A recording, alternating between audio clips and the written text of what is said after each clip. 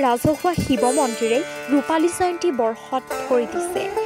আজিৰ পৰা কেইবাদিনীয়াকৈ ৰূপালী জয়ন্তী বৰ্ষ উপলক্ষে বিভিন্ন কাৰ্যসূচী অনুষ্ঠিত হ'ব।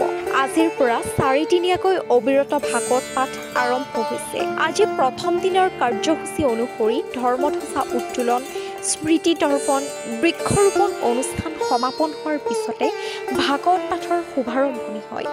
ভাগৱত পাঠৰ আৰম্ভণি কৰে মাজুলীৰ শ্ৰী শ্ৰী আউনীআটী সত্ৰৰ পৰম পূজ্যপাদ ডেকা সত্ৰাধিকাৰ শ্ৰী শ্ৰী দেৱানন্দ দেৱ গোস্বামীদেৱে। ইয়াৰ লগতে শিৱগীতা পাঠ, মহাশিৱৰাত্ৰিৰ বিভিন্ন প্ৰতিযোগিতা, স্মৃতিগ্ৰন্থ উন্মোচন, বিশিষ্ট ব্যক্তিক সম্বৰ্ধনা আদি অনুষ্ঠানো অনুষ্ঠিত হ'ব।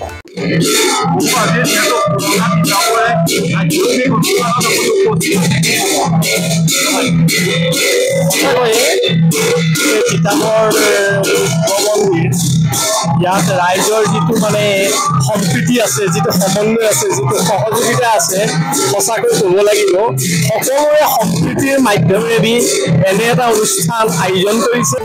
যোৰহাটৰ পৰা দেৱজিৎ বৰাৰ ৰিপৰ্ট, ডি নিউজ। যোৰহাটৰ পৰা দেৱজিৎ বৰাৰ ৰিপৰ্ট, ডি নৰ্থ ইষ্ট।